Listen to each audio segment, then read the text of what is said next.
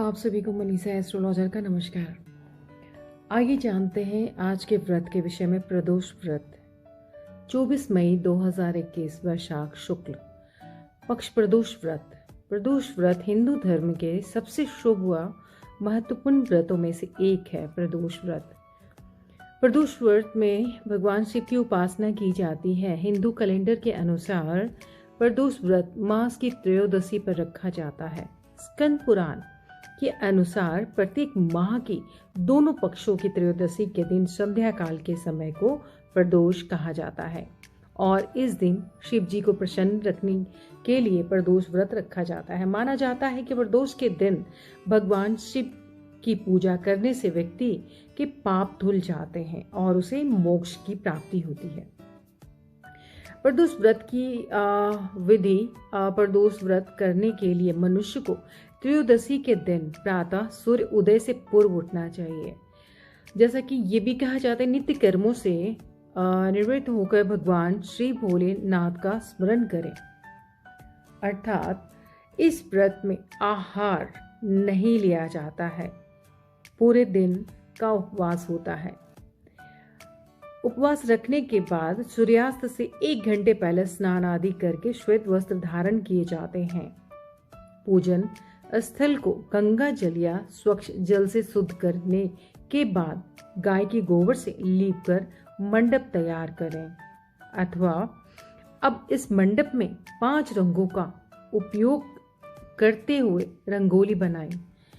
इसके बाद प्रदोष व्रत की आराधना के लिए कुशा के आसन का प्रयोग किया जाता है। ऐसे तो पूजा में हमेशा कुश के ही आसन यूज करने चाहिए अथवा पूजा की तैयारियां करने के बाद उत्तर पूर्व दिशा की तरफ मुख करके बैठे और भगवान शंकर का ध्यान करें अथवा पूजा अर्चना शुरू करें। पूजन में भगवान शिव के मंत्र जो भी है सिंपल से ओम नमः शिवाय का जप करते हुए दूध अर्पण करें।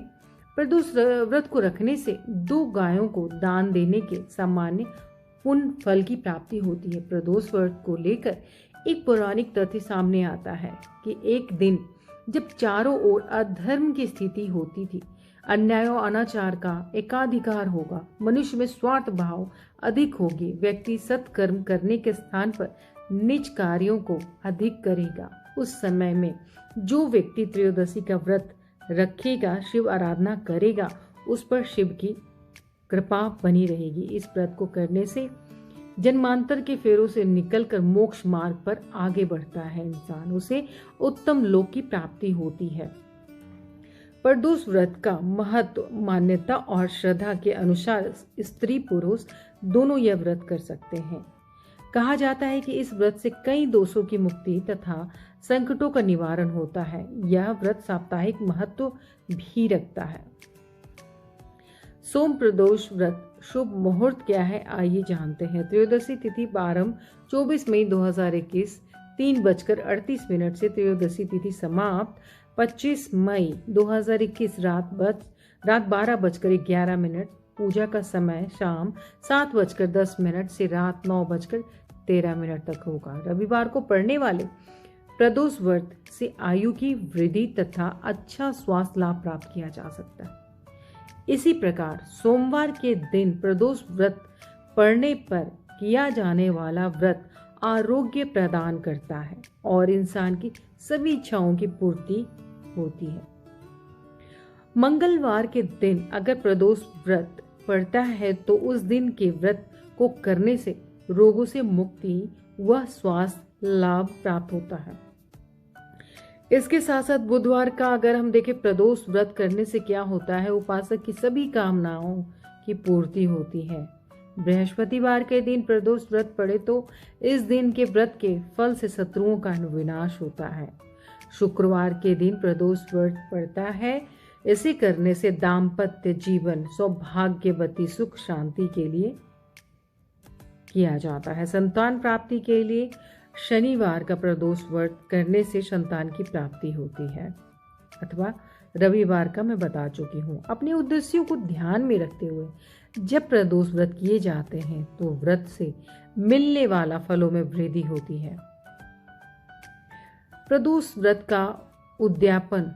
इस व्रत को 11 या फिर 26 त्रयोदशी तक रखने के बाद व्रत का उद्यापन करना चाहिए।